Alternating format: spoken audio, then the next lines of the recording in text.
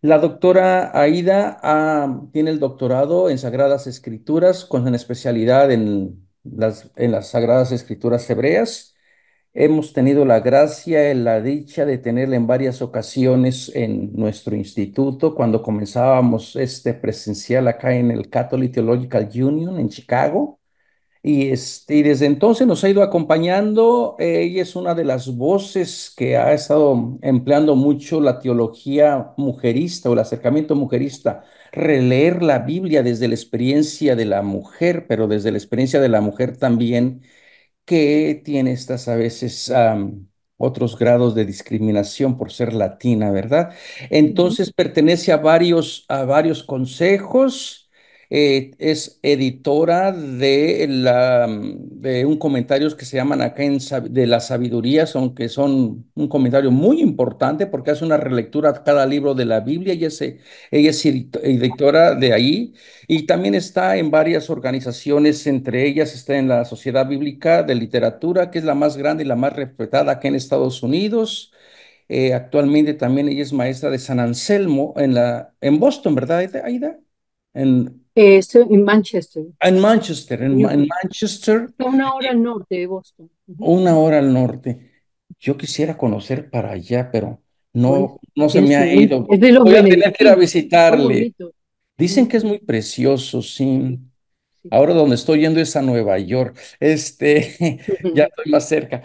Y bueno, la profesora de verdad que se ha solidarizado con todas estas relecturas que se hacen desde la experiencia de la mujer, ¿verdad? Y pertenece a varios campos. Es la presidenta, fíjense, la presidenta de los teólogos y de las teólogas de la Organización Latina de aquí de los Estados Unidos. Así que tenemos la gracia, la dicha de tener a una persona muy preparada, eh, con muchas credenciales académicas, pero lo más importante, que también es una persona que pone en práctica su conocimiento al servicio de nuestras minorías, de nuestros grupos minoritarios, y nunca ha olvidado la base. Una de las pocas personas de verdad que le tengo respeto, admiración, porque a pesar de estar ocupada en muchos proyectos, siempre me dice que sí cuando le pido que venga a compartir su conocimiento con la gente del pueblo, de la comunidad, con los líderes. Aida, te agradezco muchísimo por tu tiempo, por tu generosidad y bueno, te dejo hablar a ti. Muchas gracias por estar aquí. Gracias, Manuel. El sentimiento es mutuo, porque también eres una persona muy preparada, pero lo que admiro de ti es el compromiso, ¿no? Constante con la pastoral bíblica, que ah, el mundo académico que a veces te saca, te intenta desraizar de esto y eso es una batalla constante. Ah, y en cuanto humanamente pueda, voy a seguir apoyándote. El, ah, eh, lo que me pediste, Manuel, era que hablara de Dave Bergum, y yo quería hacer la conexión con la pastoral bíblica. Así que, en cierta manera, mi presentación no se va a enfocar necesariamente en un pasaje bíblico, pero quiero reflexionar acerca de las raíces de lo que hacemos para revalorar el significado que tiene y qué tan importante es para que sigamos avanzando y contribuyendo a la vida de la iglesia. Muy bien, muy ¿Ok? bien. Entonces, he utilizado como documento base la Dei Verbum misma y Manuel me compartió el documento de la Federación Bíblica Católica, el de inglés y el de español o castellano. Y dándole una mirada a eso, he estado intentando capturar y conectar ideas importantes para que nos ayuden en la reflexión. Así que tengo mi PowerPoint, generalmente lo muestro y parar de vez en cuando para cuando hayan preguntas. ¿Ok? Entonces, como puse como base el afiche que se creó para esta presentación. Entonces, estoy tomando en cuenta que se habló de la Eucaristía, ¿no? En una primera reunión y de ahí la misión en la iglesia primitiva. Entonces yo voy a hablar más del Dei Verbum y no sé qué tanto dentro de esos temas, como el tema es la celebración del aniversario uh, de la Dei Verbum, si estoy repitiendo algunas cosas, en la repetición se queda más el conocimiento. Así que, por favor, paciencia y nuevamente, si tuvieran preguntas, por favor, uh, levanten su manito ahí. Entonces lo llamo Dei Verbum y la pastoral bíblica. ¿Ok?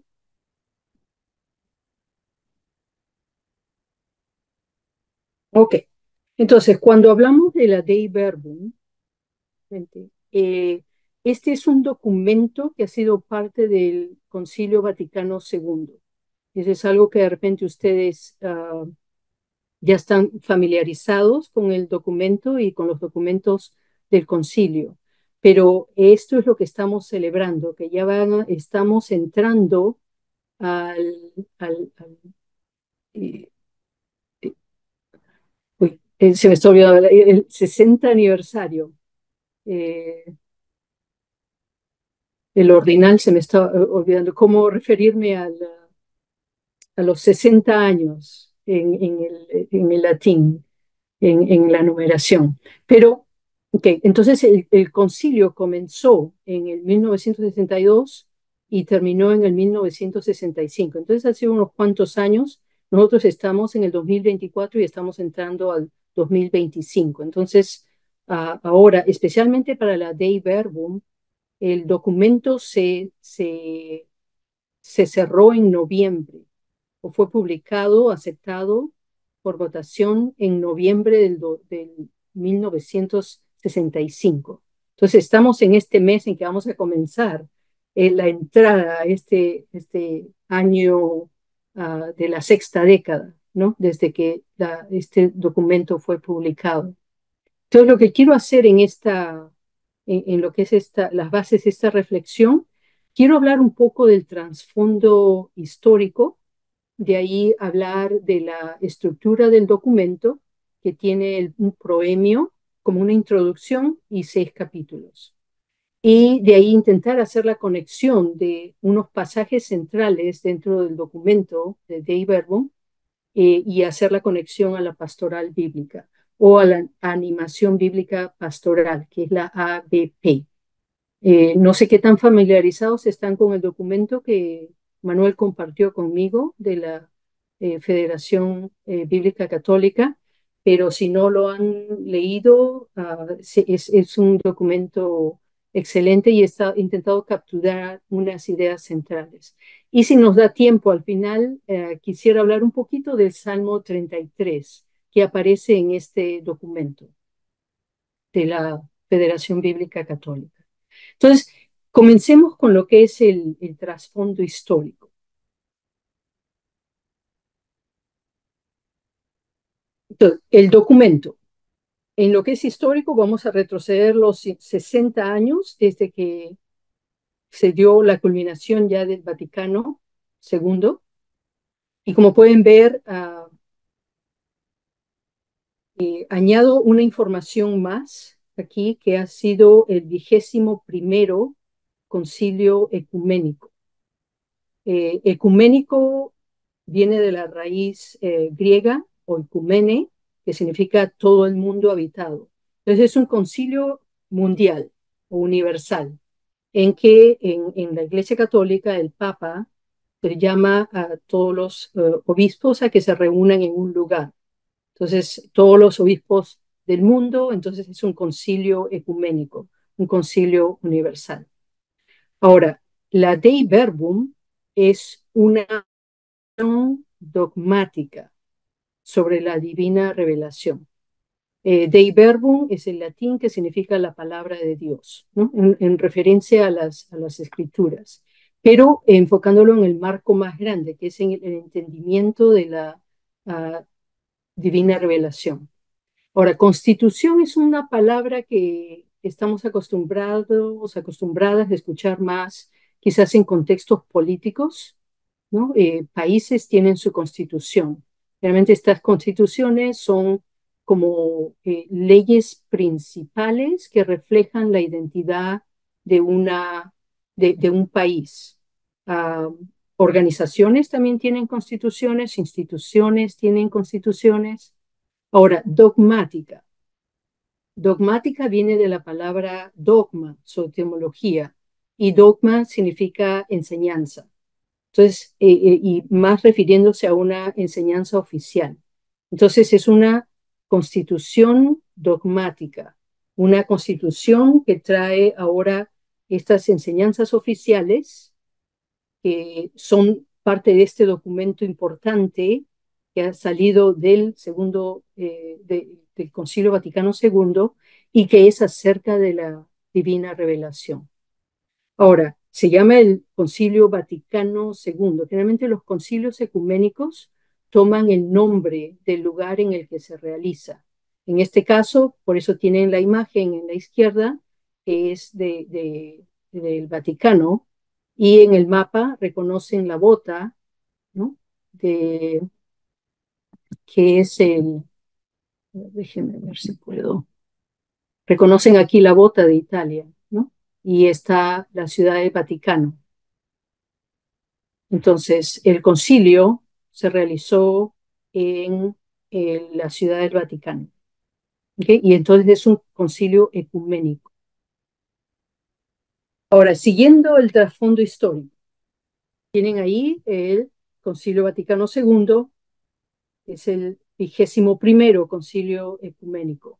Y nuevamente, la Dei Verbum oficialmente se publicó el 18 de noviembre del, de 1965. Entonces, el 18 de noviembre del próximo año es que se completan los 60 años de la publicación de esta constitución dogmática. Un documento muy importante nuevamente porque se refiere a la divina revelación. Uh, Ahora, el 21º concilio ecuménico. Estamos en el siglo XXI. Entonces, muchas veces esto da a pensar que concilios ecuménicos, estos concilios universales, suceden una vez por siglo, ya que es el, ¿no? 21º, estamos en el siglo XXI. Pero esto no es el caso. Y para mostrarles un poquito dentro de este trasfondo histórico, cuando se dio el primer concilio ha sido el año 325 y ese primer concilio se llamó el concilio de Nicea. El nombre debe ser un poco familiar porque tenemos el credo niceno, ¿no? Es el credo que sale desde este concilio ecuménico, el concilio de Nicea. Y justo el año 2025 vamos a estar celebrando los 2000 años de este primer concilio ecuménico en la historia de la Iglesia Católica. Entonces, el concilio de Nicea, 325, se dio en el año 325 después de Cristo, ¿no? En nuestra era. Ahora, ¿por qué es que tenemos concilios? Los concilios se dan a base de una práctica que surgió desde los primeros años de las iglesias cristianas. En el libro de los Hechos, en el capítulo 15, se nos dice que en el año 49 cuando se estaba dando la expansión de las iglesias, de las iglesias cristianas tempranas, ¿no? Las primeras iglesias, en los primeros años, ¿no? Entre los años 30 y 60 del primer siglo.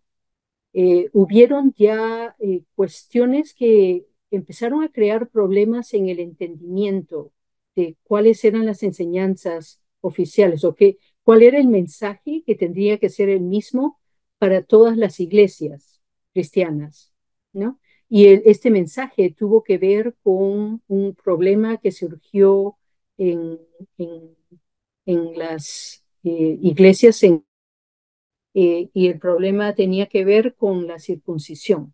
Habían muchos que al iniciarse las primeras iglesias tenían este entendimiento de para poder convertirse al cristianismo, los gentiles, o sea, los que no eran judíos, tenían que primero convertirse al cristianismo y de ahí, perdón, convertirse al judaísmo y de ahí al cristianismo, porque eran grupos de judíos que se habían convertido al cristianismo y es yo diría, una reflexión válida porque Jesús nació como judío y se crió como judío. Entonces ellos pensaban, oh, si Jesús era judío, entonces la gente, ¿no? Para convertirse al cristianismo, primero tiene que convertirse al judaísmo. Y eso significaba que se tenían que circuncidar. Esta era una práctica religiosa que solamente se daba o se daba a los 8 días de haber nacido, que a los niños se les circuncidaba. Ahora, a los jóvenes y adultos, el escuchar que tenían que circuncidarse para poder convertirse al cristianismo, se convirtió en una barrera. Entonces, esto creó un problema. Y vemos entonces en el libro de los Hechos,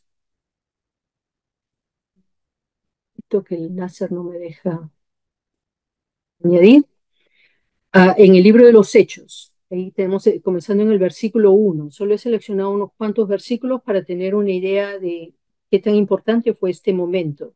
Nuevamente, eso fue en el primer siglo, en el año 49 después de Cristo. El texto dice, algunos venidos de Judea enseñaban a los hermanos que si no se circuncidaban según el rito de Moisés, no podían salvarse. Pablo y Bernabé tuvieron una fuerte discusión con ellos, de modo que se decidió que Pablo y Bernabé, con algunos más, acudieran a Jerusalén. Llegados a Jerusalén, fueron recibidos por la comunidad, los apóstoles y los ancianos, y les contaron lo que Dios había hecho por su medio. Los apóstoles y los ancianos se reunieron para examinar el asunto. Y dentro de esto que nos referimos como lo que sería el prototipo del primer concilio, y muchas de sus Biblias van a decir el concilio de Jerusalén, en Hechos 15, se llega a la conclusión, ¿no? Se da una enseñanza oficial que lo que, ¿no? Justifica a la persona va a ser solo su fe en Jesucristo. Una vez que manifestaban esta fe, entonces les bautizaba, entonces se convertían al cristianismo. No había necesidad de la circuncisión o convertirse al judaísmo y de ahí al cristianismo. Entonces, este acto, ¿no? De reunirse, de conversar, examinar y de ahí determinar cuáles van a ser esas enseñanzas oficiales.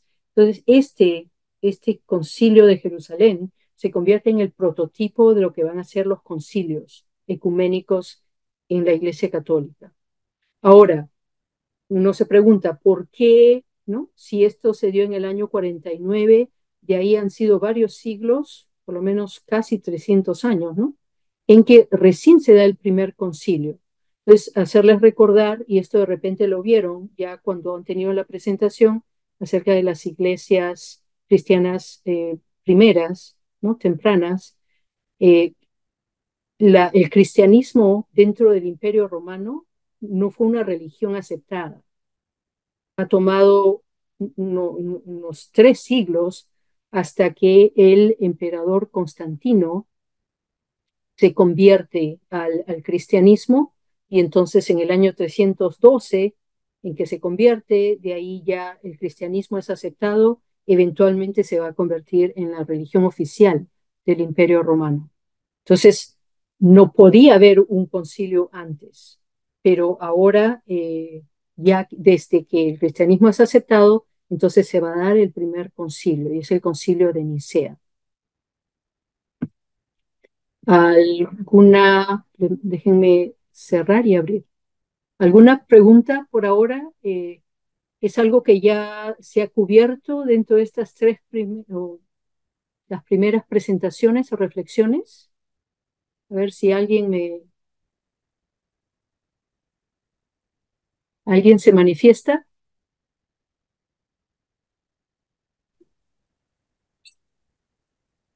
¿Me Nuri. escucha? Buenas tardes, buenas Buenas tardes. noches, Ajá. doctora. Buenas noches. Quisiera tener claridad respecto de a quién le debemos que fuera aceptado el cristianismo en el Imperio Romano. Lo acaba de decir, pero no alcancé a tomar el nombre. Y Eso, es un personaje muy importante para nosotros los cristianos. sí. Es el emperador romano Constantino, el primero, Constantino primero.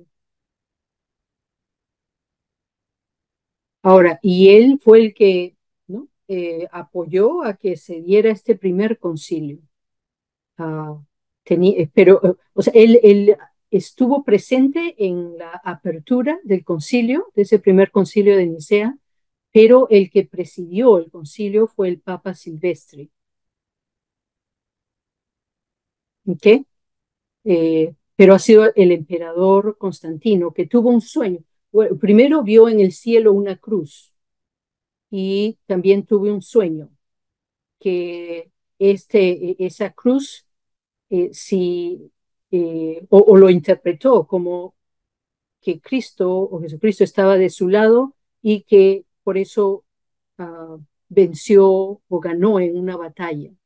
Y lo que hizo es pintar esa cruz en todos los escudos de los soldados. Y como ganaron, entonces su fe, su creencia entonces en el cristianismo creció y entonces el cristianismo de ahí es aceptado dentro del Imperio Romano, en que había, ¿no? Es una civilización politeísta, creían en varios dioses, uh, pero habían ciertamente algunas religiones que, porque no, en el caso del judaísmo y cristianismo, eran monoteístas y no creían en otros, solo creían que solo había un Dios y no otros. Entonces eso creó un poco de tensión y por eso no se aceptó tan fácilmente al judaísmo y al cristianismo dentro del Imperio Romano. Y mucho antes también dentro del Imperio Griego hubieron las mismas dificultades de um, las comunidades monoteístas que ahí no aceptaban a los otros dioses del imperio. Entonces, políticamente eso era problemático y se va a reflejar en la historia, ¿no? En cómo se desarrollan las cosas. Pero gracias por notar esto.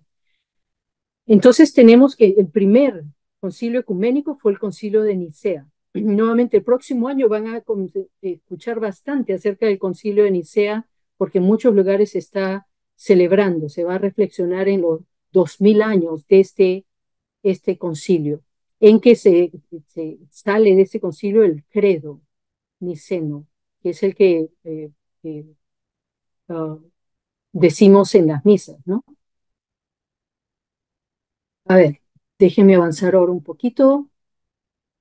Aquí tienen una pintura de un monasterio, del monasterio de Sumela, que está en Turquía, que cuando vemos el mapa, aquí,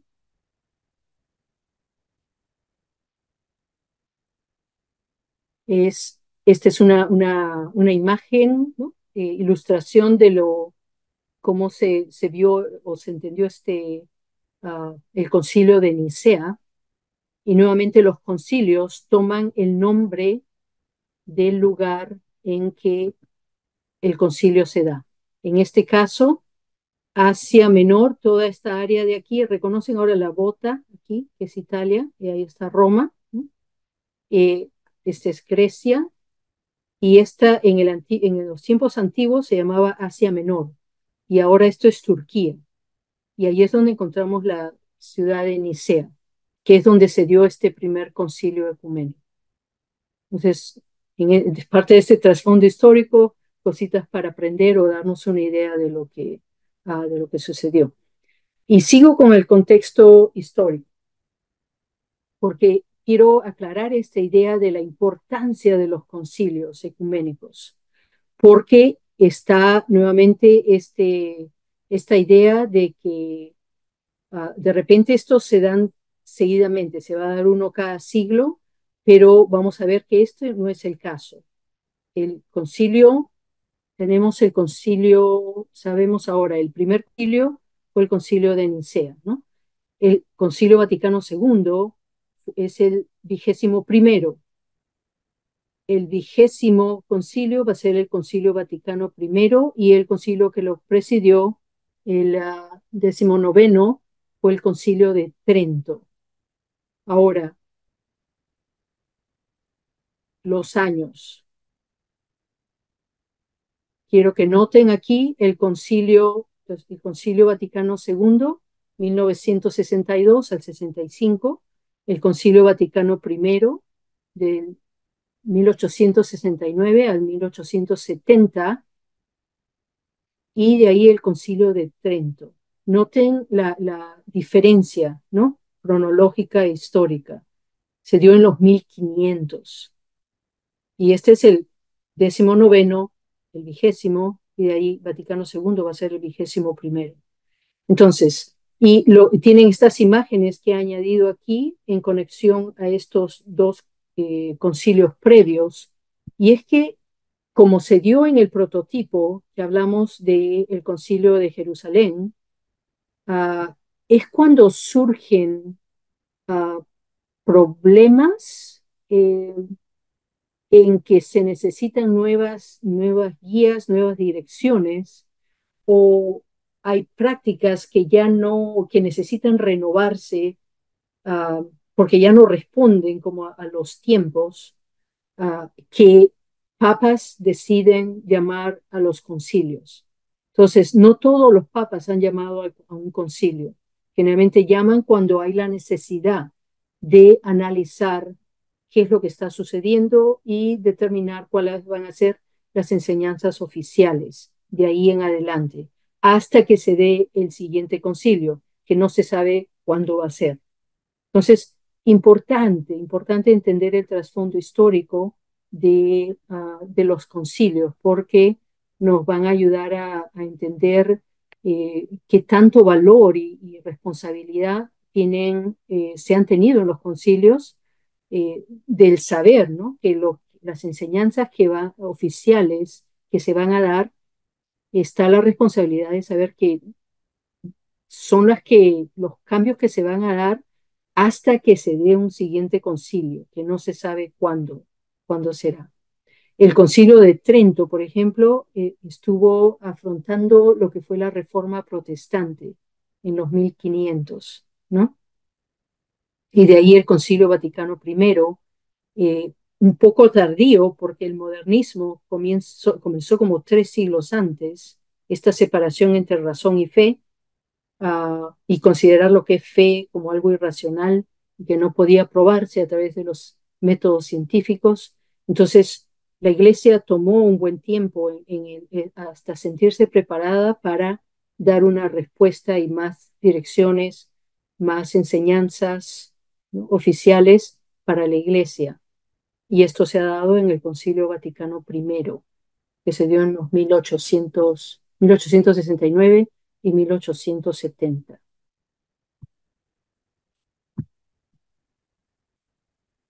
Entonces, esa ha sido un poquito de la parte histórica. Ahora vamos al documento mismo. Tienen la estructura, tienen el proemio. Entonces, esto es solo el Dei Verbum ahora.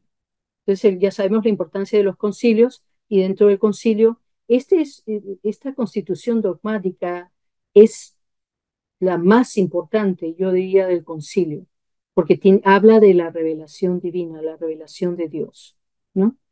El documento tiene el proemio y 6 capítulos. Y noten, el capítulo 1 habla de la revelación en sí misma, el capítulo 2, la transmisión de la revelación divina, el capítulo 3, la inspiración divina de la Sagrada Escritura y su interpretación. Y de ahí el capítulo 4 habla del Antiguo Testamento, capítulo 5 el Nuevo Testamento, y el 6 la Sagrada Escritura en la vida de la Iglesia. Entonces, viendo solo los títulos, ¿verdad? La mayor parte del documento tiene que ver con las Sagradas Escrituras, con la Biblia. Pero hay este elemento importante que dice en la vida de la iglesia. Y ahí voy a apuntar a unas ideas centrales dentro del documento. Documentos eclesiales generalmente se dividen en párrafos.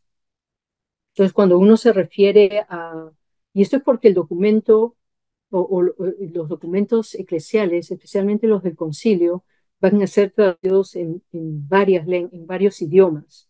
Entonces, al menos los párrafos, que no son los párrafos literarios, pero porque un párrafo eclesial puede tener dos o tres párrafos, es para poder ubicar, que la gente pueda ubicar dónde en ese documento es que se está presentando un texto o una idea importante.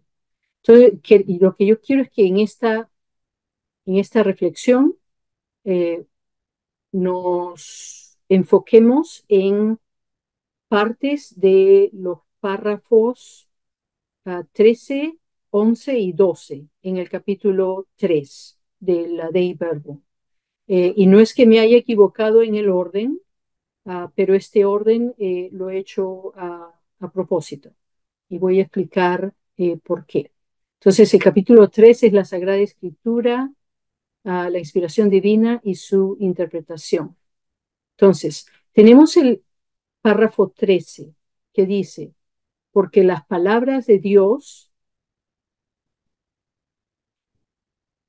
expresadas con lenguas humanas se han hecho semejantes al habla humana, como en otro tiempo el verbo del Padre Eterno, tomada la carne de la debilidad humana, se hizo semejante a los hombres. Entonces, estoy leyendo un documento de hace 60 años. Entonces, el lenguaje inclusivo no está, ya los documentos más actuales están siendo un poquito más atentos al lenguaje, a un lenguaje más inclusivo. Pero aquí, eh, lo que se está refiriendo o lo que se presenta en este orden, estoy empezando con lo que es la conclusión. Lo que van a ser los párrafos, los dos párrafos anteriores son las premisas. Entonces, quiero que comencemos con la conclusión para de ahí poder entender las premisas. Aquí se está refiriendo al misterio de la encarnación. Entonces, el verbo del Padre, ¿no?, se hizo semejante a los hombres. Entonces, el misterio de la encarnación. Entonces, lo que va a decir el Concilio Vaticano II en la Dei Verbum es que las Sagradas Escrituras son divinas y humanas, así como Jesucristo es divino y humano, ¿no? La naturaleza, esta es una analogía, es una comparación, pero una comparación de dos cosas muy distintas, ¿no? Está hablando de las Sagradas Escrituras y de Jesucristo, ¿no? Jesucristo Dios, Dios y humano, ¿no? Lo divino y lo humano en una sola persona. Entonces, acerca de las Sagradas Escrituras, está diciendo son divinas y son humanas. Y lo que va, entonces, viendo lo que van a ser las premisas, los dos párrafos anteriores, el 11 lo que va a hacer es hablar de la naturaleza divina de las Sagradas Escrituras y de ahí de la eh, dimensión humana de las Escrituras. Entonces tiene lo divino y lo humano. Y de ahí es la conclusión en el 13, que es referirse a la encarnación como una analogía. Entonces, en el párrafo 11, hablando de la parte divina, dice, pues, como todo lo que los autores inspirados o agiógrafos afirman debe tenerse como afirmado por el Espíritu Santo, hay que confesar que los libros de la Escritura enseñan firmemente, con fidelidad y sin error, la verdad que Dios quiso consignar en las sagradas letras para nuestra salvación. Entonces, aquí, nuevamente, si tuviéramos que hacer un estudio incluso un poquito más profundo acerca de lo histórico qué tan importante es ah, este, este párrafo, es en cierta manera con- haciendo seguimiento a lo que el Concilio Vaticano I, que estuvo confrontando a la modernidad y apuntando a la irracionalidad de la fe. eh, el Concilio Vaticano II dice, no, estos textos contienen la verdad, pero es la verdad que Dios quiso consignar para nuestra salvación. En ese sentido, los textos contienen o son verdaderos, ¿no? Contienen la verdad. Y el párrafo 12 apunta al aspecto humano de las escrituras, ¿no? Y dice, habiendo pues hablado Dios en la Sagrada Escritura por hombres y a la manera humana, se debe investigar con atención lo que pretendieron expresar realmente los agiógrafos y plugo a Dios manifestar con las palabras de ellos. ¿Sí? Entonces, si hay que estudiar las escrituras, uno tiene la responsabilidad realmente de estudiarlas, investigar con atención todo lo que es la parte de lo que tenemos en los textos bíblicos. Uh, pero al mismo tiempo, uh, ver cómo es que a través de las escrituras Dios también manifiesta a través de estas palabras su mensaje. Entonces, no es solo el texto mismo, pero es una, una verdad más profunda, ¿no? Y aquí es donde nuevamente quiero que demos un paso más en lo que es nuestra reflexión acerca del Dei Verbum. Noten el círculo que estoy haciendo aquí en este detalle. Es una conjunción, ¿no? La palabra y, ¿no? Que es un y muy importante. Y ahora les voy a decir por qué. O sea, el siguiente. Entonces, esto es lo que dice, ¿no? Habiendo hablado a Dios en la Sagrada Escritura por hombres, ¿verdad? Debe investigar lo que pretendieron expresar realmente los agiógrafos y luego a Dios manifestar con las palabras de ellos. Porque en esta primera parte lo que se está enfatizando es el sentido literal. Entonces es muy importante que estudiemos los textos para intentar entender qué es lo que quisieron expresar, ¿no? Los agiógrafos con esos textos. Y también entender lo que Dios quiso manifestar con con las palabras de ellos, ¿no? Que es el sentido espiritual. Entonces, estos son dos detalles muy importantes que él, um, la Dei Verbum, clarifica para nuestro entendimiento de cómo es que debemos aproximarnos a las Sagradas Escrituras. Um, Nuevamente, intento hacer siempre me gusta lo panorámico, lo histórico, para poder entender más el valor de lo que tenemos en estos documentos, uh, que nuevamente nos sirven como guías, ¿no? En nuestro trabajo pastoral, especialmente a ustedes como líderes de la pastoral, ¿no? Entonces ya tenemos una mejor idea, ¿no? Del Concilio Vaticano II. Ahora, hubo un movimiento muy importante en, digamos, en las vísperas del concilio. Y estamos hablando de décadas antes. O sea, ha sido una víspera muy notoria en que la iglesia empieza a eh, dar una mirada más seria a la importancia de las escrituras. Siempre han sido importantes, pero eran más los eruditos, los estudiosos que se dedicaban al estudio de las escrituras. Pero con el Concilio Vaticano II y los documentos que precedieron al Vaticano, tenemos la Providentissimus Deus del Papa León XIII y Divino Afflante Spiritu en 1943, que es del Papa Pío XII. Entonces, estos son dos documentos muy importantes en que se enfatiza la importancia de mirar al texto y estudiarlo rigurosamente, incluyendo todos los idiomas antiguos, para poder entender nuevamente qué es lo que los agiógrafos intentaron presentar, eh, pero también la de Iberbun clarifica, ¿no? Que tenemos que no es solo el sentido literal, pero que también tenemos que prestar bastante atención al sentido espiritual. Y esto se ve incluso después del Concilio Vaticano II. Va a haber otro documento importante que quizás nuevamente ustedes lo conocen, que es el que fue publicado en 1993 por la Pontificia Comisión Bíblica. Este documento se tituló Interpretación de la Biblia en la Iglesia.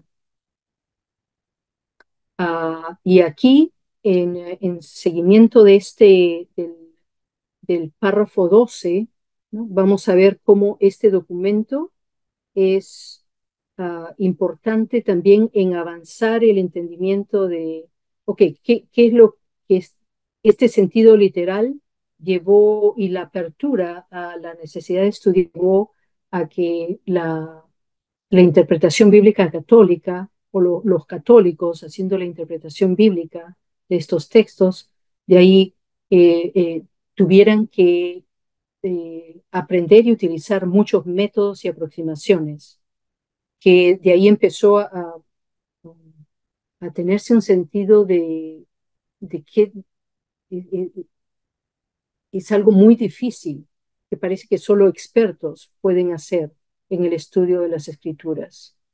Entonces, nuevamente volviendo a la de Iberbun, en el párrafo 12, dice, y como la Sagrada Escritura hay que leerla e interpretarla con el mismo espíritu con que se escribió para sacar el sentido exacto de los textos sagrados, hay que entender no menos diligentemente al contenido y a la unidad de toda la Sagrada Escritura, teniendo en cuenta la tradición viva de toda la Iglesia y la analogía de la fe.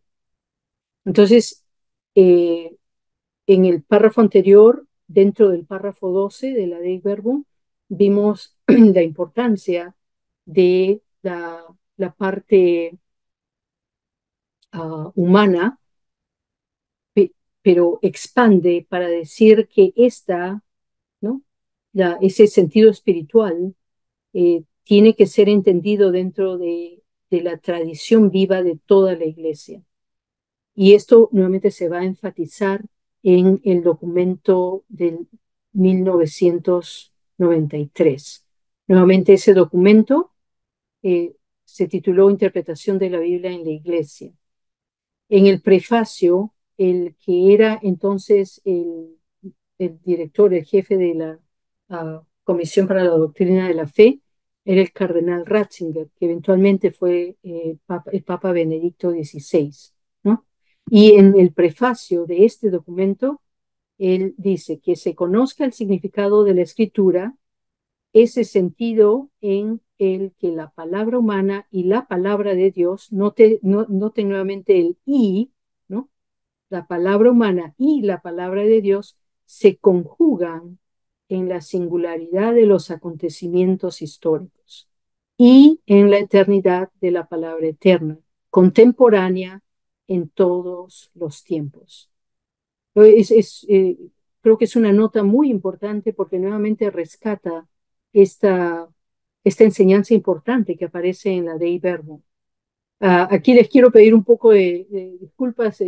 Este lo, eh, es un gráfico que he preparado, un análisis de este documento de 1993, que dada la presentación que hice, lo he hecho en inglés, pero este muestra cómo el documento del 93 dedica su primera parte, entonces después del prefacio, eh, va a tener 4 capítulos. El capítulo 1 es como teniendo en el centro las escrituras, muestra todos los métodos que en el 1993 han estado siendo utilizados para el estudio de, ¿no? Intentar entender qué es lo que, ¿no? En ese sentido literal.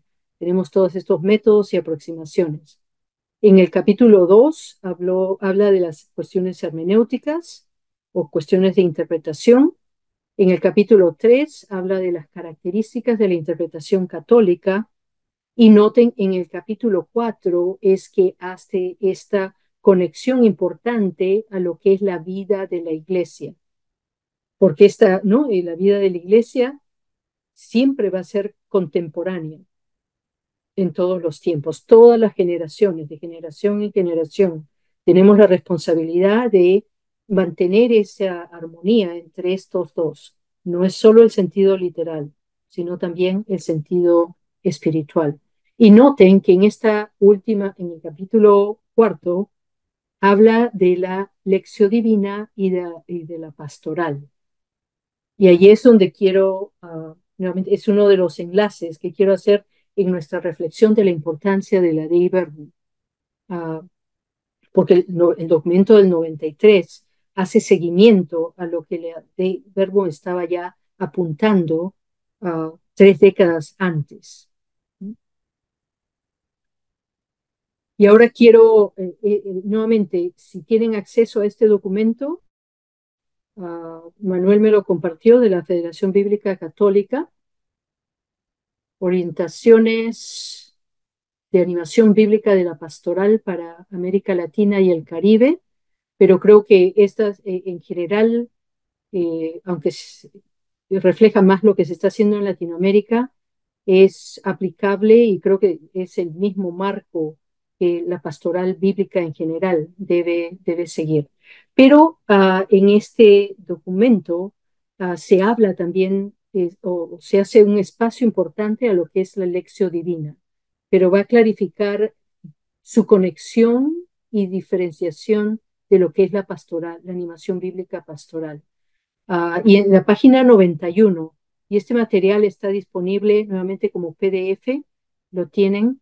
La versión en español no es tan clara como la de inglés, pero creo que da para leer, ¿no?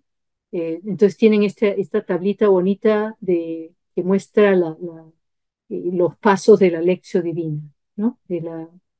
El primero, que es la lectura, ¿no? Comprender la palabra, que dice el texto bíblico. El segundo paso, que es la meditación, que es acoger la palabra. ¿Qué me dice Dios a través del texto bíblico? Ahora, si lo están leyendo con un grupo, ¿no? Pueden hacer la pregunta de ¿qué nos dice Dios a través del texto bíblico? Invitar a la gente a compartir su meditación. Y de ahí el tercer paso, que es la oración, responder a la palabra. ¿Qué le decimos al Señor motivados por el texto bíblico? Y el cuarto paso, que es la contemplación-acción. Entonces, inspirar la vida en la palabra. ¿De qué modo experimentamos la presencia de Dios a través del texto bíblico? ¿A qué nos mueve el texto bíblico en vista a nuestra conversión a Cristo? Entonces, la lección divina, que la debemos tener presente, pero ahora, ¿cómo conectamos la lección divina con lo que es la pastoral bíblica, con nuestro entendimiento de la pastoral bíblica? Entonces, este documento también en la página 91 nos dice, damos gracias a Dios porque la lección divina o lectura orante es una práctica ampliamente difundida en nuestras comunidades latinoamericanas y del Caribe, al punto de que se ha llegado a transformar en un motor que ha promovido la implementación de la animación bíblica pastoral con sus 3 dimensiones, aunque hay que precisar que la animación bíblica pastoral no se agota en ella, haciendo esta relación a la lección divina. Hay que reconocer que por la amplia difusión que ha tenido este método, en muchos lugares se ha llegado a identificar la animación bíblica pastoral con lección divina, cosa que evidentemente dista mucho de lo que pretende ser la animación bíblica pastoral. Así que esta clarificación yo creo que es muy importante. La lección divina, el hacerlo individualmente y en comunidad, es importante también, muy importante, pero lo que es la animación bíblica pastoral, eh, tenemos que tratar de entender, ok, ¿cuál es la función? ¿Qué es lo que, de qué se trata la animación bíblica pastoral? Dice, de manera indudable, esta práctica puede ser un punto de partida para entrar en la dinámica de la animación bíblica pastoral, pero hay que evitar el riesgo de reducir la animación bíblica pastoral a la lección. ¿Ok? Ahora déjeme, ah, tengo un par de ideas más y de ahí lo que quiero hacer es parar un poquito para, por si tienen preguntas y podemos tener un poquito de conversación. Este documento entonces habla, ¿no? En esto anterior habla de la implementación de la animación bíblica pastoral con sus tres dimensiones, ¿no? Entonces, para entender esas dimensiones, primero hay que ver eh, cómo se diferencia o cómo entender la pastoral bíblica, que es algo también muy importante que este documento hace. Y habla de cuatro paradigmas, que es más o menos las áreas en que se han desarrollado y que deben seguir activas dentro de lo que es la pastoral en general, uh, pero clarificando lo que en sí misma es la animación bíblica de la pastoral, la animación bíblica pastoral. Entonces, una área es el apostolado bíblico, otra área es el movimiento bíblico, área la pastoral bíblica, y de ahí tenemos la animación bíblica de la pastoral. Ahora, el documento las define o nos da una idea de qué son estas áreas o paradigmas. Entonces tenemos en lo que es el apostolado bíblico, es el área que se refiere más al esfuerzo fundamental que se da en hacer las traducciones y la distribución de texto bíblico, ¿no? Que es algo que continuamos haciendo y que es muy importante y necesario que se traduzcan, ¿no? Las traducciones a distintos idiomas, uh, traducciones que sean más, no tan técnicas, traducciones que sean más entendibles, o sea, distintas traducciones para que pueda llegar el texto a la gente. Ahora, el movimiento bíblico es el apostolado que se hace con la Biblia. Entonces, introducir la Biblia en clave litúrgico sacramental y en la catequesis. Nuevamente, un área que es importante y que es necesaria, ¿no? Que se dé como parte de la educación uh, en, en, religiosa o para entender, ¿no? En la formación cristiana, que tiene que estudiarse la Biblia. La pastoral bíblica se concibe en se concibe este ámbito dentro de la pastoral de conjunto. Se le otorga al ministerio bíblico una especie de estatuto particular al lado de las otras pastorales. Entonces está la pastoral juvenil, la pastoral familiar, la pastoral de niños, matrimonial y la pastoral bíblica. Entonces es una pastoral que se pone al lado de otras pastorales. Pero lo que es la animación bíblica de la pastoral, que es a lo que este documento quiere apuntar, es que se visualice la Biblia dentro de una pastoral orgánica. Esto significa que la escritura anima, es principio vital de la vida pastoral de la iglesia, anima a todas las demás pastorales. Es una pastoral que debe estar presente, acompañando y dando fundamento a todas las pastorales de la iglesia. Y me gusta, esto aparece en las páginas 117 y 118, pero va más en detalle, hablando más de la animación bíblica de la pastoral. En la página 78 ilustra, más o menos, tienes la Biblia, ¿no? Que está a la base, ¿no? El fundamento de todas las otras pastorales. Significa que tiene que estar presente en las distintas pastorales en las formas adecuadas, apropiadas a cómo estas pastorales se están dando. Entonces, la animación bíblica pastoral amplía el marco de su significado. Y esto creo que es un detalle muy importante que este documento elabora.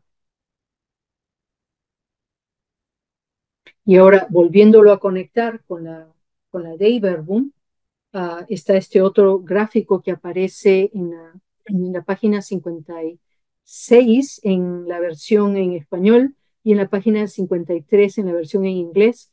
Como notan, la versión en inglés está en colores y está un poquito más clara. La versión en castellano las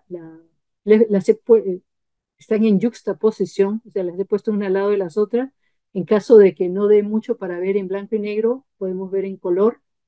Entonces, la animación bíblica pastoral y sus tres dimensiones. Y las tres dimensiones son que la Sagrada Escritura es palabra escrita de Dios, entonces es la dimensión de interpretación para comprender la palabra, y esto se enfoca en la Dei Verbum 9. De ahí está la dimensión de comunión, Dei Verbum 11, inspirada por el Espíritu Santo, ¿no? Lectura creyente para amar y dialogar. Y de ahí tenemos la dimensión de evangelización para testimonio de la palabra, de Verbum 21, confiada a la iglesia para la salvación. Entonces, lectura creyente para anunciar y discernir. Entonces, estas son las tres dimensiones que deben estar presentes en una animación bíblico pastoral.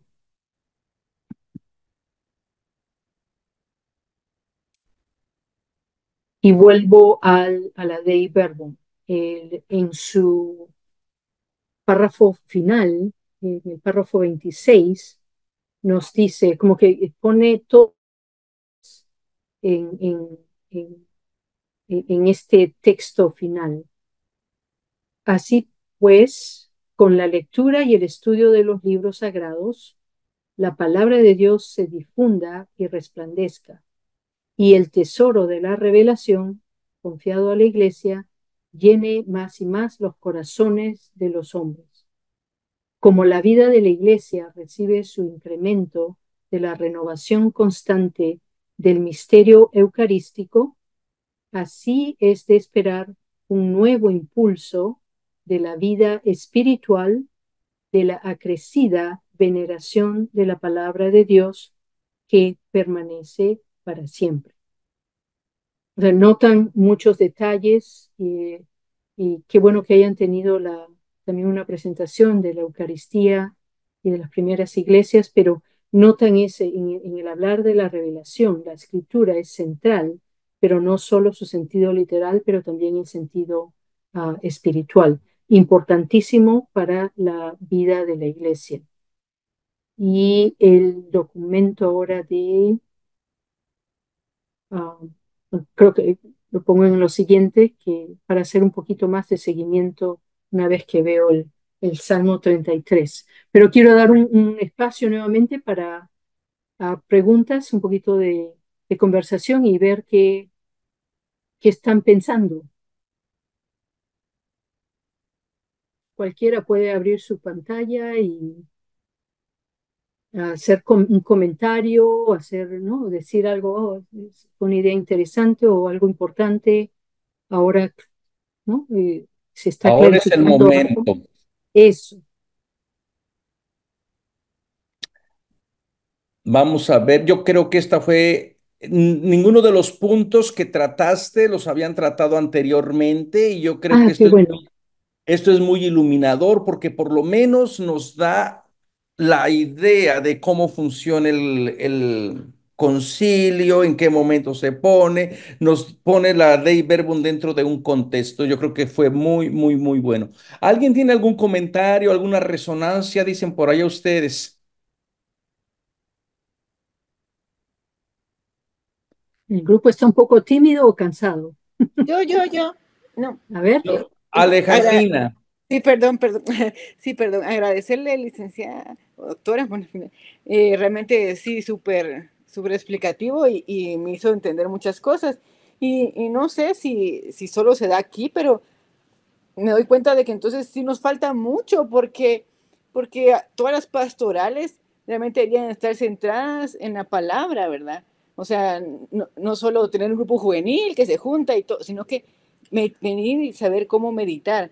O los coros, venir y saber, o sea, meditar en la palabra, ¿verdad? Hacer reuniones y meditar en la palabra ya explicándola y con alguien que al final también le dé una guía, ¿verdad? Porque al final es llevarla al tiempo en que se escribió, entenderla y aplicarla el día de hoy, porque al final nuestra Iglesia Católica es súper, súper orgánica, o sea, ha ido creciendo y a veces nos hemos quedado con solo, con todo lo antiguo, así se hacía, así se debe hacer. Y creo que ni hemos pasado el Concilio Segundo en aprender, no sé si ha pasado en otras iglesias, pero yo lo veo aquí, o sea que a veces cuesta. Ujú. Y gracias, gracias, porque yo decía, ay, no, todo eso parece nuevo, pero al final es más, es bastante antiguo, ¿verdad? O sea, parece Sí. súper moderno, pero es falta de conocimiento. O sea, nosotros hemos aprendido un montón con Manuel en la escuela y todo lo que los cursos que ellos dan, pero realmente tenemos de estar aprendiendo como un año, ¿verdad?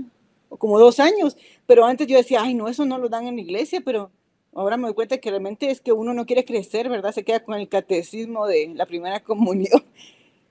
Y aunque cuesta, a veces yo entiendo que no en todas las homilías se puede hacer la apertura para que la gente pero si estamos en comunidades y como usted dice, trabajamos en iglesia, deberíamos Ujú. de estar más involucrados en conocer más, ¿verdad?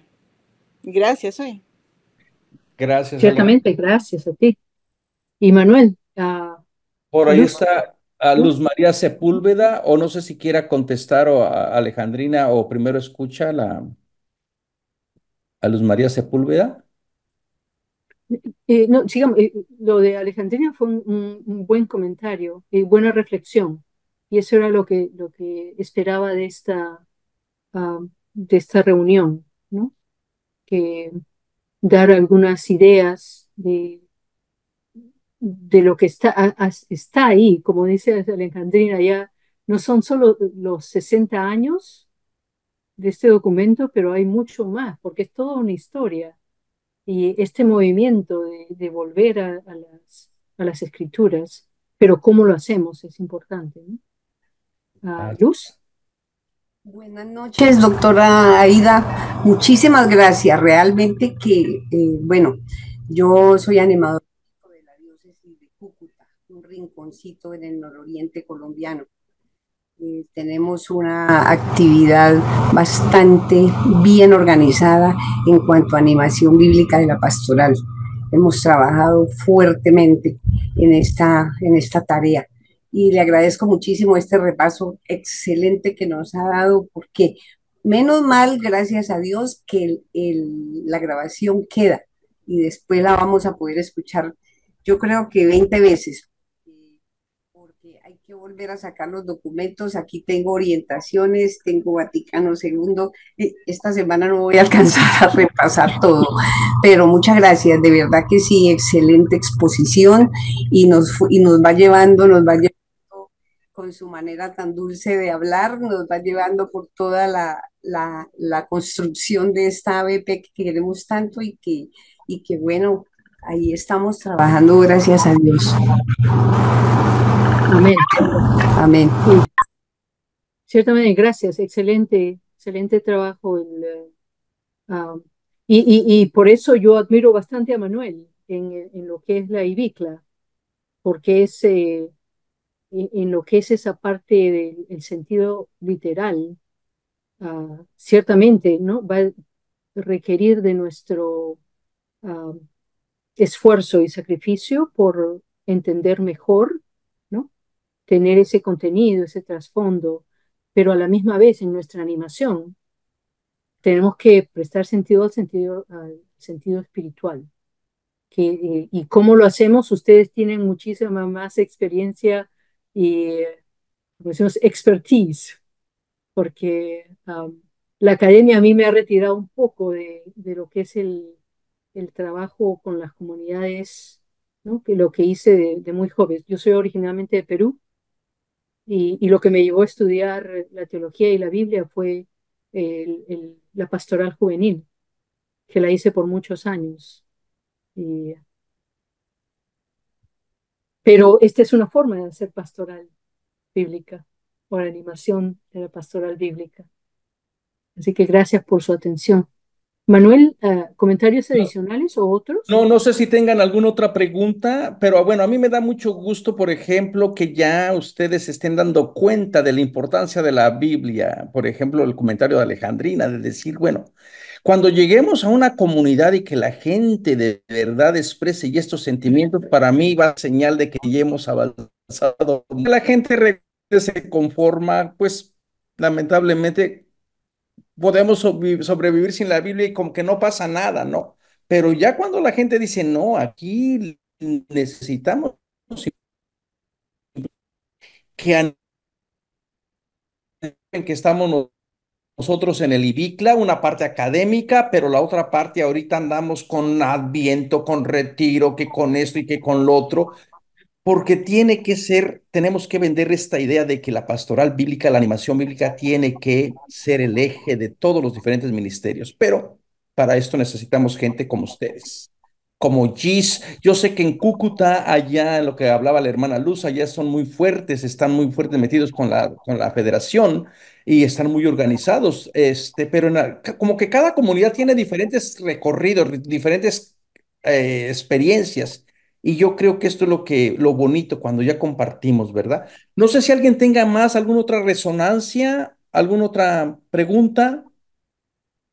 O algo que les haya llamado la atención. Exactamente. Disculpe, padre. Sí, Bueno, Rosmi, muy agradecida, licenciada, excelente. De verdad doctora, que, doctora, bueno, que padre. su trabajo le costó, no, Ahí, sí. ahí. Ah, ay, qué pena. Bueno, doctora, muchísimas, muchísimas gracias. Eh, mm, no sé si esté bien lo que voy a decir o no. Ay, Dios.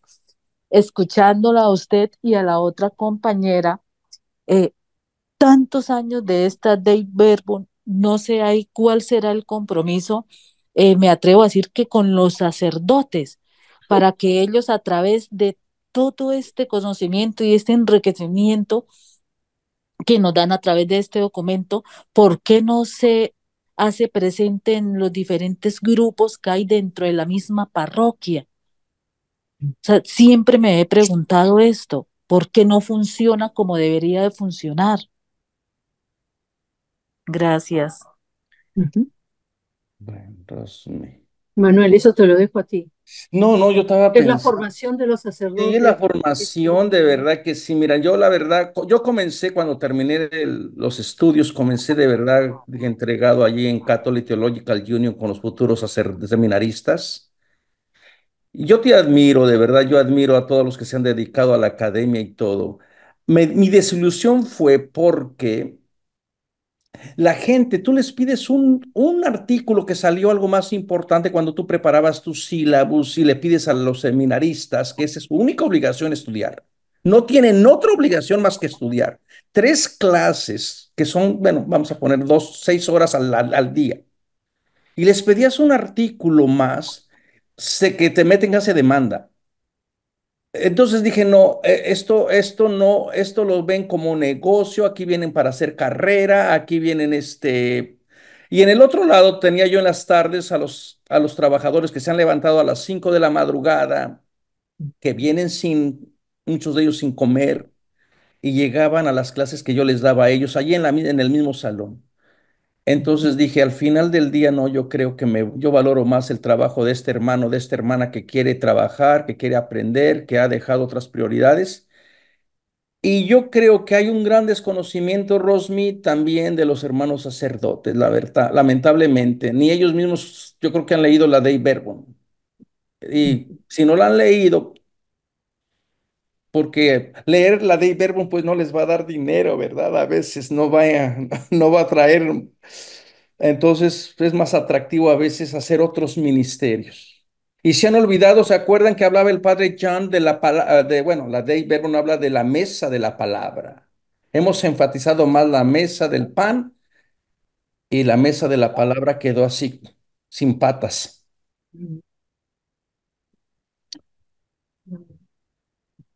Excelente comentario. Alguien ha escrito también en el chat. A ver qué han escrito en el chat. Me hizo, Soledad es, Me hizo Ajá. acordar cuando era joven en el grupo de la iglesia y hacíamos la lección divina. Eso fue una experiencia muy hermosa para mí, pero cuando me encuentro con amigos de aquella época, hace 20 años, algunos no recuerdan, algunas sí, otras no. Como que no todos nos acercamos a la lectura del mismo modo. Tengo problemas de conexión, por eso no puede hablar. Muy bien, Pero Soli. gracias por compartir esa idea. Ciertamente, ah, la lección divina, ¿no? Es importante, pero eh, y se puede practicar de forma individual y en comunidad, pero la animación bíblica requiere un, un poquito más de esfuerzo en conectarse realmente con las comunidades y traer esa presencia de la palabra Y en nutrirse todos los... también con esto, con todo lo, miren, yo creo que ahora de verdad tenemos tanta manera de educarnos gratuitamente, nada más teniendo un internet. Y Ujú, yo creo que hay que hacer el esfuerzo, hay que hacer el esfuerzo. Y yo sé que todas las que están aquí son personas que están enraigadas en la ujú, palabra, enamoradas de la palabra. Y seguir adelante desde nuestros propios logros, desde nuestras propias experiencias. ujú. Pues no sé Ahí tengo, si... tengo un poquito más, que es Sí. el Ah, último sí, sí, ejemplo, sí, claro que sí, profesora. y de ahí volvemos. Ok. Son solo un par de slides más. Del tiempo que sea necesario. Es- entonces, acá estaba dando tiempito para preguntas o comentarios. Y ahora, y Giselle, te voy a llamar a ti cuando regresemos. Ah, el, eh, algo que me dio alegría dentro de todo el documento, las referencias bíblicas, el 90 y tanto por ciento eran del Nuevo Testamento. Y como mencionó Manuel, mi área de especialización es el Antiguo Testamento. Ah, Así que cuando vi que había toda una área dentro del capítulo 1, que es la palabra de Dios, camino y fundamento de la animación bíblica pastoral, en lo que es la ficha de trabajo, hizo referencia al Salmo 33. Entonces dije, voy a decirles un poquito del Salmo 33 para ver si esto también nos ayuda en este proceso de reflexión en que estamos viendo, en cierta manera, el sentido literal de la Dei Verbum, y ahora vamos al sentido, ¿no?, espiritual de lo que es la palabra. El versículo 4 que dice, pues, recta es la palabra del Señor, ¿no? Y en la ficha de trabajo, en la página 33, ah, dice, el primer paso es la lectura del Salmo, ¿no? Como que va dando los pasos para la lección divina. ¿Qué dice el Salmo acerca de la palabra de Dios?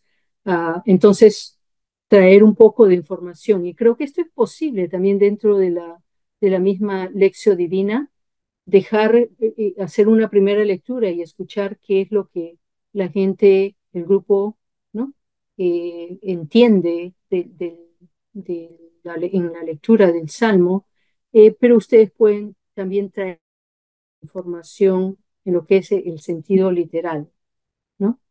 Ah, Algo muy bonito de este Salmo 33 es que hay muchos de los salmos que tienen solo 22 versículos porque siguen el número de consonantes en el alfabeto hebreo. Entonces, en lo que es estructura es algo muy interesante, pero cuando también vemos el contenido, algo precioso pasa en este salmo en particular, que podemos imaginarnos estos tres temas del que el Salmo habla en esta forma, de tres círculos concéntricos. Y en el medio está Dios, ¿no?, donde se intersectan estos tres círculos. Porque el Salmo habla del pueblo, de Dios, habla de las naciones, habla de la naturaleza. Um, y cuando uno lo analiza, como que comienza con la naturaleza, pero en el trasfondo está el pueblo, de ahí de la naturaleza habla va para las otras naciones y de ahí vuelve al pueblo. Entonces es un salmo muy bonito y poderoso en su contenido. Alonso Shekel, que tiene 2 volúmenes acerca de los salmos, dice algo bonito acerca de este salmo en particular. Dice, el poema es grandioso porque abarca grandes unidades, totalidades, multitudes.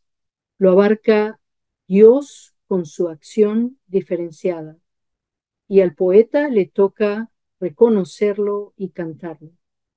Porque cuando lees el comienzo del salmo, es uno de los salmos que incluye instrumentos musicales, como que invitar a la comunidad ¿no? a recitar o cantar este salmo. Pero nuevamente viendo los detalles, ¿no? Que sería ese sentido literal que nos lleva también a esta reflexión espiritual. O sea, no es que estén desconectadas, están muy conectadas.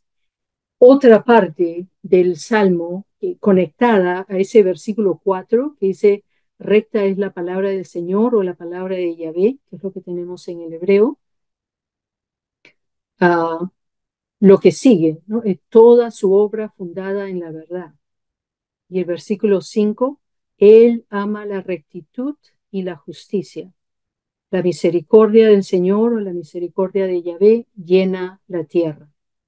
Y aquí cuando, o sea, al ver en la ficha de trabajo la referencia al Salmo 33, lo primero que me llamó la atención fue esta referencia a rectitud y justicia, porque Manuel ya sabe en otros cursos que he dado, es una creencia central en lo que es la Torá o el Pentateuco, o en el estudio, ¿no? La forma en que Jesús se refiere al Pentateuco o la Torá. En el Nuevo Testamento dice la ley, ¿no? La ley y los profetas. Pero en referencia a la Torá, estos dos términos son claves para referirse a lo que es la alianza, a la alianza que Dios hace con la comunidad que fue liberada de Egipto durante el evento del Éxodo. Y en la alianza que se da, tenemos en el centro lo que son los 10 mandamientos. La estructura teológica de los 10 mandamientos habla de 2 dimensiones. Los primeros mandamientos habla de la relación de cada persona con Dios y comenzando con el mandamiento de respetar a los padres, va moviéndose en la línea horizontal para los otros, ¿no? Entonces, el amor a Dios y amor a los otros, o amor a Dios y amor al prójimo, ¿no? Entonces, en el hebreo, y esto se ve en el Pentateuco y se ve en los profetas, en los libros históricos, en la sabiduría, cuando se hace referencia, se utiliza esta palabra en el hebreo, sedaká sería la transliteración del hebreo, que lo tienen aquí, sedaká. La traducción sería rectitud. Y este círculo fuera, que está conectado a estos principios del decálogo, ¿no? Se utiliza otra palabra, otro término, es casi un término técnico, la mishpat o mishpatim, que se refiere a todas las leyes, son 613 leyes que aparecen en la Torá o en el Pentateuco. Hay 3 códigos legales en que la intención o la función que sirven estos códigos legales es que estas comunidades, en esta experiencia de la alianza, han intentado articular cómo es que cada persona en la comunidad puede poner en práctica estos principios. Entonces, los códigos, estas leyes van a cubrir el aspecto económico, social, político, religioso, incluso en qué forma deben alimentarse. eh, y hay ¿cómo es las reglas dietéticas o leyes conectadas a las comidas, lo que pueden o no comer basados en su entendimiento de estos principios de respetar, ¿no? La santidad de la vida, en cierta manera. Reglas para qué hacer en cuestiones de guerra. Entonces, intentan cubrir todas las áreas. Y todas esas leyes o formas en que han articulado esa dimensión práctica de cómo vivir los principios, los van a referir como mishpat, que en el hebreo es esto, y generalmente se traduce como justicia. Entonces, pues recta es la palabra del Señor, toda su obra fundada en la verdad. Dios ama la rectitud y la justicia. Entonces, Dios ama el que uno viva de acuerdo a estos principios, ¿no?, de rectitud, y que los ponga en práctica. Es como fe y práctica, fe y acción. La misericordia del Señor llena la tierra. Entonces, nuevamente, viendo el sentido literal, nos dice mucho también en lo que es el sentido espiritual, cuando este trasfondo nos ayuda a ir más profundamente en lo que encontramos en el texto.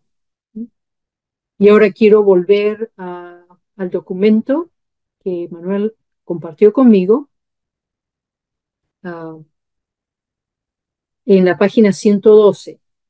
Es la animación bíblica pastoral, la clave para una iglesia en salida. Dice, el Nuevo Testamento nos muestra que la vida entera de Jesús es una vida en salida, al servicio del amor del Padre por el mundo. Él pasó por este mundo haciendo el bien a quien encontraba en su camino. Impulsado por ese amor, se puso en movimiento para salir al encuentro de los pobres, los marginados, los sufrientes y los excluidos de la sociedad. Quien quiera seguirlo y hacerse su discípulo, tendrá que ponerse también en la dinámica de salida en un doble sentido. Salir de sí para dejarse encontrar por Jesús, camino, verdad y vida, y salir desde Jesús hacia los demás para ponerse a su servicio. ¿Cómo hacer este doble camino de salida? Haciendo los esfuerzos pastorales necesarios para que la palabra de Dios sea cada vez más el corazón de la vida de la iglesia y de su misión. Esto implica fortalecer la pastoral bíblica, no en yuxtaposición con otras pastorales, sino como animación bíblica de la pastoral, es decir, buscando que la palabra de Dios anime la vida de cada uno de los creyentes y se convierta en su alimento. Y termino entonces con esta nuevamente, otra parte del Salmo 33, en el versículo 21, habla del corazón. Y como mencionamos aquí, sea cada vez más el corazón de la vida de la iglesia. Versículo 21 dice, por tanto, en él se alegrará nuestro corazón, porque en su santo nombre hemos confiado.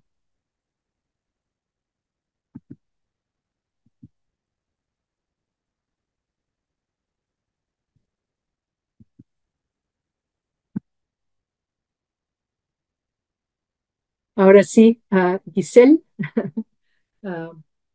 Aquí unos estamos, aquí comentarios. estamos. Gracias, doctora. Bueno, solo agradecerle todo este esfuerzo que usted ha hecho por este caminar y que nos ha iluminado tanto y agradecerle porque siento que está hablando un mismo lenguaje que es el con el que yo me manejo, y con el que yo entiendo y en el que ha hecho sintonía. Para mí, desde de los talleres que nosotros damos, la lectura popular y comunitaria de la Biblia es una parte importante para tomar conciencia de que debemos hacer vida a la palabra, no es solo ir a un taller o a un curso simple y sencillamente por conocer, sino que esa palabra tiene que conectarnos con nuestra realidad, con nuestra vida y entender cada uno de nosotros y nosotras que tenemos una responsabilidad para que esa palabra realmente transforme nuestras Ujú, vidas y los ambientes en los cuales nos desarrollamos. Y sobre todo esto de que la palabra sea el centro, ¿verdad? No que esté ahí como algo adicional, sino que realmente sea el motor de todas las otras pastorales. La palabra ujú, tiene que ser el centro.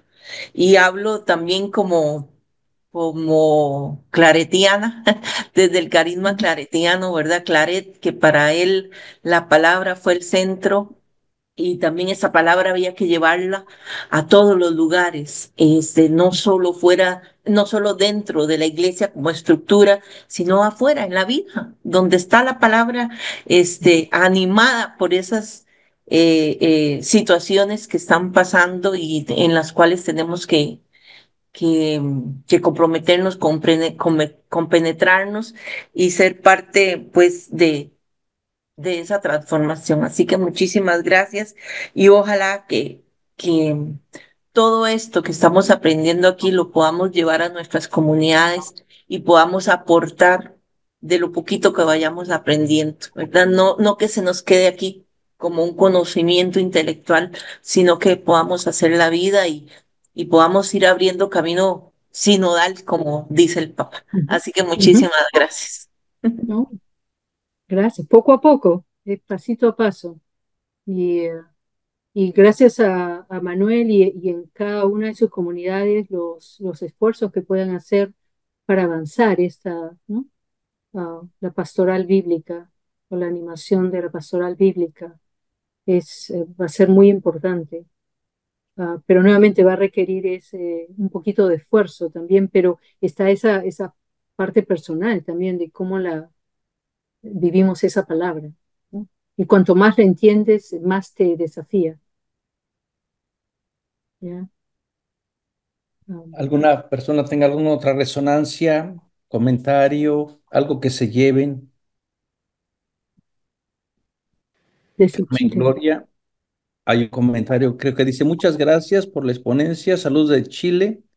Tomar conciencia de que hay que empezar a que la palabra sea lo más importante en todos los sentidos. Cada día hacer que una lección divina podamos transmitir a nuestros hermanos y caminar juntos para la gloria de Dios. Muy bien, Carmen Gloria.